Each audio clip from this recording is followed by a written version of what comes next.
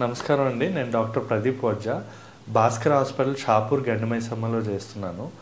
ఈరోజు మనం మలద్వారం దగ్గర వచ్చే ప్రాబ్లమ్స్ గురించి తెలుసుకుందాం. అంటే మోషన్ వెళ్ళే ఏరియాలో వచ్చే ప్రాబ్లమ్స్ అన్నమాట.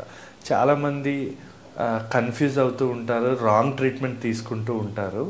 ఎందుకు అంటే ఆ మలద్వారం దగ్గర వచ్చే ప్రాబ్లమ్స్ ప్రతి ఒక్కటి కూడా పైల్స్ అని అంటూ ఉంటారు. కానీ పైల్స్ కాదు, ఇవి 3 రకాలు ఉంటాయి. ఆ 3 రకాలకి మూడిటికి 3 డిఫరెంట్ ట్రీట్మెంట్స్ అనేవి అవసరం పడుతుంది. ప్రతి ఒక్కరు కూడా మలం దగ్గర ప్రాబ్లం వచ్చిందా పైల్స్ లేదా ఇవని చెప్పి రాంగ్ ట్రీట్మెంట్ అనేది తీసుకుంటూ ఉంటారు అనమాట. సో ఇప్పుడు ఈ ప్రాబ్లంకి గల కారణాలు, అసలు ఇవి ఎన్ని రకాలు, అసలు దీనికి ట్రీట్మెంట్ ఏంటి అన్నది మనం తెలుసుకుందాం. ఇప్పుడు మెయిన్గా మనకి మలద్వారం గురించి తెలుసుకోవాలంటే ఫస్ట్ మనం తెలుసుకోవాల్సింది యానల్ ఫిషర్స్ అంటాం. ఈ యానల్ ఫిషర్ అంటే ఏంటి అంటే మన మోషన్ అనేది గట్టిగా వెళ్ళడం లేదా లూజ్ మోషన్స్ ఎక్కువ సార్లు వెళ్ళడం వల్ల మనకి ఆ మోషన్ దగ్గర కట్ అవుతుంది అనమాట. కట్ అయ్యి అది చాలా పెయిన్, నొప్పి బాగా ఎక్కువ ఉంటుంది, చాలా డిస్కంఫర్ట్ ఉంటుంది. అంతేకాకుండా ఆ చుట్టుపక్కల మంట, వాపు అనేది ఎక్కువగా కనబడుతూ ఉంటుంది అనమాట. సో మనం మోషన్ వెళ్ళినప్పుడల్లా మనకి చాలా పెయిన్ఫుల్ ఉంటుంది. దీన్నే యానల్ ఫిషర్ అంటాం. ఈ యానల్ ఫిషర్ అనేది మనకి చాలా డిస్కంఫర్ట్ అయితే ఉంటుందన్నమాట. ఈ యానల్ ఫిషర్ అనేది ఎక్కువగా కాన్స్టిపేటెడ్ పేషెంట్స్, మలబద్ధకం ఉండే వాళ్ళలోనే ఎక్కువగా వస్తుంది. ఇంకా చెప్పాలంటే వీళ్ళలో కూడా దురద కానీ రక్తం రావడం అనేది జరుగుతూ ఉంటుంది. ఇప్పుడు సెకండ్ మోస్ట్ కామన్ ఏంటి అంటే యానల్ ఫిస్టులా. అంటే యానల్ ఫిస్టులా అంటే ఏంటంటే మనం మోషన్ వెళ్ళే రంధ్రం కాకుండా వేరే ద్వారం ద్వారా ఇంకొక రంధ్రం అనేది ఏర్పడుతుంది అనమాట. అంటే ఈ హోల్ కాకుండా ఇంకొక హోల్ సైడ్ ఒకటి ఏర్పడుతుంది. దీన్నే మనం యానల్ ఫిషర్ అంటాం. ఇది మనం ఎలా కనిపెడతామంటే మనకి ఎగ్జామిన్ చేయడం వల్ల తెలుస్తుంది, లేదా ఎంఆర్ఐ ఫిస్టులోగ్రామ్ అని ఒక సర్జరీ ఒక ఉంటుంది. దాని ద్వారా కూడా మనకు తెలిసిపోతుంది యానల్ ఫిషర్ అనేది. దీనిలో మనకి ఎక్కువగా ఏంటంటే చీములా రావడం కానీ లేదా ఆ పక్కన ఏదో చిన్న కురుపు, పుండులాగా మనకు తెలుస్తూ ఉంటుంది అనమాట. అది మనం డాక్టర్ చూసిన వెంటనే మనకు తెలుస్తుంది. దీనికి ఏం చేస్తాము అంటే ఫిస్టులోగ్రామ్ చేసినాక అది మనం లోపల నుంచి వెళ్ళి మనం సూచర్ అదంతా క్లీన్ చేసి సూచర్ చేసి దీన్ని మనం క్లోజ్ చేయాలి.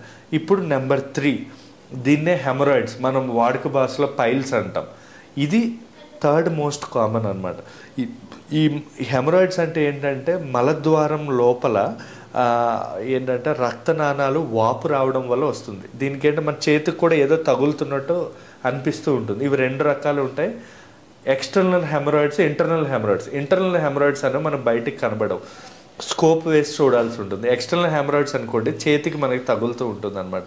దీనిలో కూడా 50% సర్జరీ అనేది అవసరం పడుతుంది. అది ఏదైతే బయటకు వచ్చిందో మోషన్ గట్టిగా వెళ్ళడం వల్ల ఆ వాపు వచ్చింది, మనం కట్ చేసి సూచరింగ్ చేసి మనం చేయాల్సి ఉంటుంది. ఇది మనకి గ్రేడ్ 1 ఈ హెమరాయిడ్స్, ఈ పైల్స్ ఏవైతే ఉన్నాయో grade 1, grade 2, grade 3, grade 4 grading అనేది ఉంటుంది. ఫస్ట్ 2 గ్రేడింగ్లు మనం ట్యాబ్లెట్స్తో మనం తగ్గించచ్చు, కానీ 3rd, 4th అనేది మాత్రం ఖచ్చితంగా సర్జరీ చేయాల్సిన అవసరం అనేది ఉంటుంది. దీనిలో మనకి ఈ మూడిటికి కలిపి ట్రీట్మెంట్ ఏంటంటే అది ఇన్ఫెక్ట్ అవ్వకుండా చూసుకోవాలి. సో యాంటీబయాటిక్స్ పెడతాం, లేదా యానోబ్లిస్, అది నొప్పి మంట రాకుండా ఒక ఆయింట్మెంట్ లోపలికి పెట్టేది పెడతాం.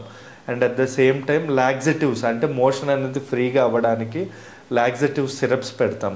ఇంకా చెప్పాలి అంటే బెటాడిన్ సిట్స్ బాత్ అంటాం. వేడి నీటిలో మనం వాడే అయోడిన్, బెటాడిన్ ఉంటుంది కదా, వేసి మనం ప్రతిరోజు 2-3 సార్లు కూర్చోవడం వల్ల కూడా ఇన్ఫెక్షన్ తొందరగా తగ్గిపోయే అవకాశం ఉంటుంది.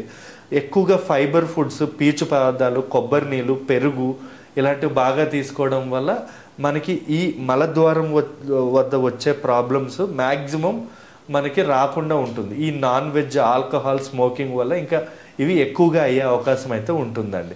సో మీరు మలద్వారం దగ్గర పెయిన్ వచ్చిన వెంటనే ఏదో ఒకటి పెయిన్ కిల్లర్స్ అది చెక్ చేయకుండా మీరు ట్రీట్మెంట్ అనేది తీసుకోకూడదు. ఖచ్చితంగా మీరు ఇంటర్నల్ లోపల మీకు చూపించి ఎగ్జామిన్ చేసి డాక్టర్ గారు ఫిషరా, ఫిస్టులానా, హెమరాయిడ్సా అనేది రాసి దాన్ని బట్టి ట్రీట్మెంట్ అనేది తీసుకోవాలి.